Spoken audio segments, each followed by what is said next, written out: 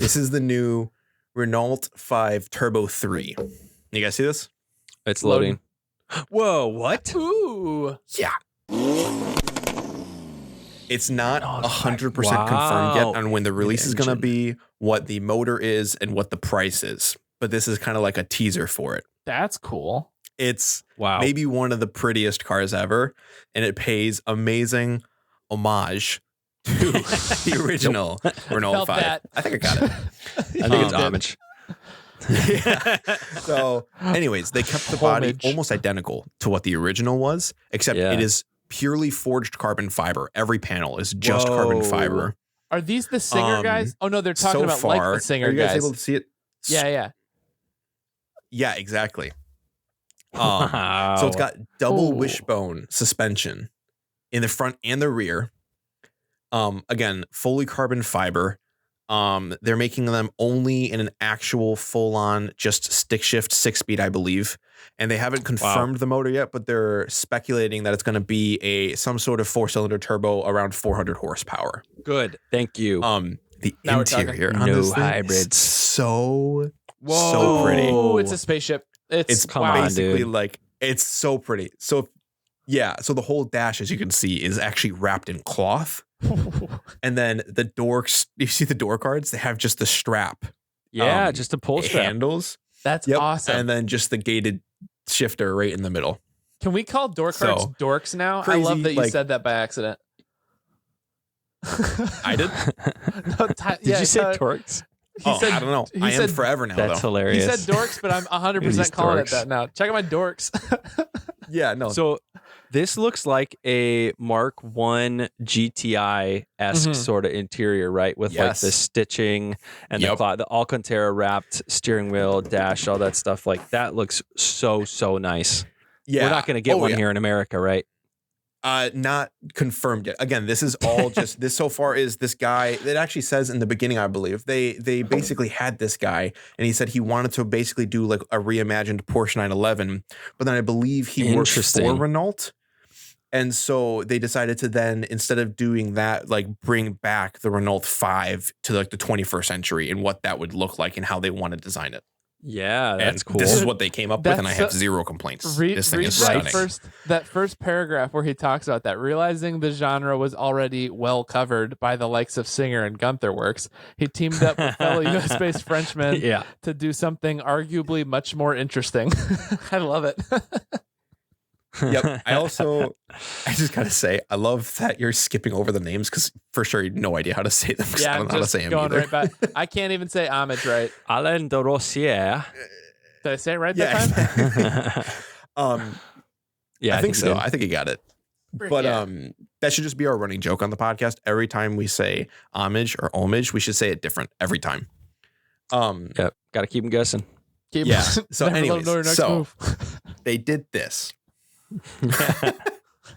Then I was like scrolling and I was like, there's no shot. They then swapped and they made this already. No. So this is EV their adventure drift version. What? Yes. So this one's fully electric. Despite it's kind of funny though. They even mentioned it again in the beginning. I think they said Porsche's marketing department, they kind of call them out a little bit, saying that they called it a turbo even though it's not gas at all. It's just electric.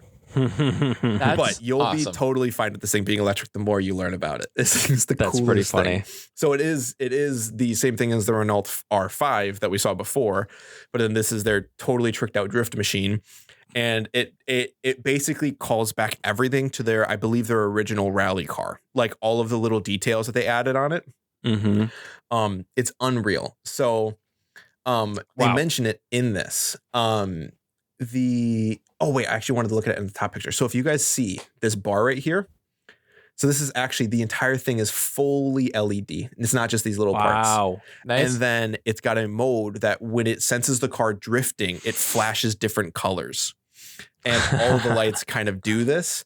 And they do it. And they mention it lower that they do this because they're trying to call back to like 80s and 90s racing video games. And so that's why they designed the car like that. I love this era of car development. They also kept in I know. Yep. That's what I'm telling you, man. The stuff they're coming out with is the coolest. It's so cool. We're living in the best time for cars. It was the 100%. Best of times. It was the worst of times, as they say. But it's pretty freaking awesome. Yeah. But yeah. So this is what the back looks like. Wow. Now they mention it in here. I can't remember where though. But the wing is wider than the entire car is. It looks like it's huge. Yeah, which I thought was just unreal. But yeah, so they mentioned here that they say plenty of references to retro 80s and 90s video games. It's a blue, pink, and yellow LED bar, which flashes when the car drifts, spans the whole front of the car. That's so cool. That's going to look sweet. Do they have any video of this thing? This is the interior. Ooh. I love that. Is that like what's the word thing? Sequential? Not hieroglyphic. No, I'm trying to think of the word for the logo, the emblem on there. Whatever. It's LED. It looks cool. Yeah. I lost the word. I'm all about this whole bringing purple aluminum pieces back. Holographic. There we go. Nice. Yeah, yes. right? So they're doing the purple and the neon yellow. You can even see it on the dash. The dash is also cloth wrapped, and then you can kind of see the purple and the yellow. And the checkered pattern. Exactly. Yeah. It just looks phenomenal. That's awesome. So it's fully electric, rear-wheel drive, estimated to be 375 brake horsepower and 516 foot-pounds of torque. That's perfect. Yeah. And it's a center drift car. That center stick is just the rear e-brake. It's perfectly positioned because it's a one gear, right? Because it's electric. So you have full torque all the time on demand. Perfect for drifting. And you've got your perfectly placed, I mean, the steering wheel looks amazing for, you know, one-hand steering and stuff. And then you've got the nice e-brake right there. That's awesome. Wow. Yeah. No, it's literally incredible. And it's got over 50 degrees of turning diameter. I can't think of the right word, but steering angle. No, I think that's right. Circumference? Is it? Steering angle. Yeah. Thank you. Yep. And I also love they top this off in such a hilarious way. And this is built. They already have a physical version of this, and it's going to be at a car show this coming October. I believe in England, they say. Okay. But one of my favorite things about this, which I thought was hilarious. First off, it's got the windows with the actual like slots already in. Same thing with the pull string. You can see the fabric even better on the inside of this door, which I just think looks so unbelievably good. Super good looking door. Also the houndstooth camo. Yeah. I like that. Yeah, that's sticking. This is definitely a render though, right? This is not a photo. This is right here. Yes. Yeah. Okay. Okay, so there's two last things I want to comment on this before we move on to the next section. One is they recreated the turbofan wheels for it as the same thing as the original one had. All about it, dude. And two, because I thought this was just like hysterical. So right here. Renault is keen to point out that the R5 Turbo 3E is joined by a teddy bear named Drifty, who the brand says is there to relax and comfort passengers overwhelmed by the show car's muscle. What? Dude, where's the teddy bear? Yeah, why are there no images They don't of have it? it pictured. I was so sad.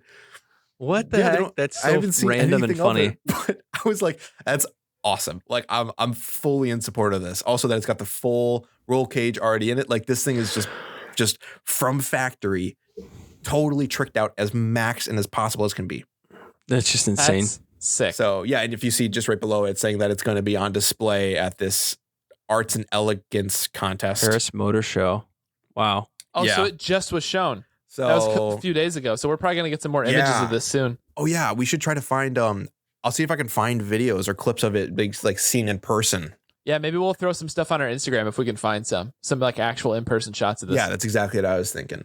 Sick. Yeah, but I'm just like I'm just cool. So happy with this thing. Like it's just oh my gosh. And the final thing about this car, because this is just also so cool. I'm not going to try to find it in the actual paragraphs because it's going to take a little bit too long.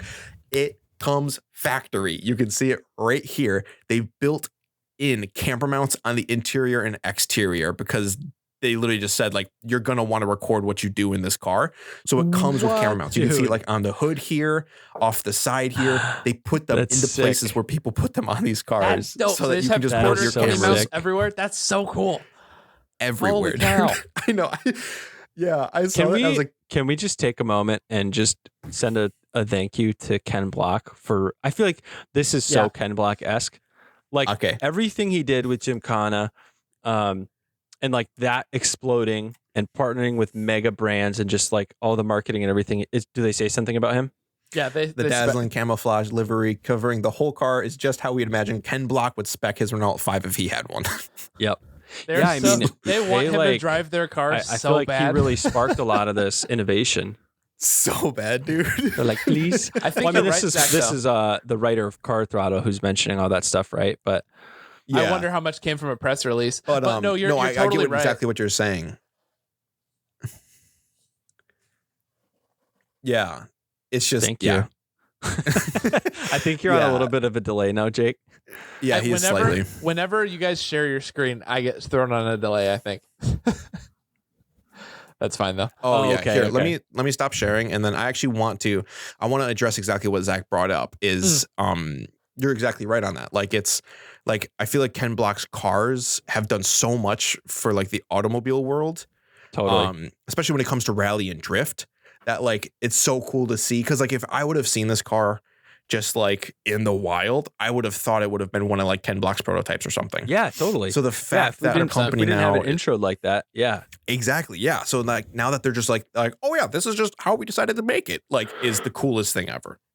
Well, and he was like the first one to make like sponsoring and monetizing, doing dumb stuff with a car, like kind of normalized. Like he's the first one to actually show doing stuff like that and enabling like dumb stuff, like shutting down big parts of like huge cities to go drift a car around. Like he's the first one to do things like that, and regularize that. But it was like, what? You can do that? Yeah. It's like I can't even imagine being like, hey, we need to shut down part of San Francisco because I want to drift the car around it. Like I don't know how you even get that permit, but I know he did it's also not like it was like Podunk, Montana or whatever. It was like, right. Oh, you have one of the busiest cities in the world. Can I borrow it for 4 days?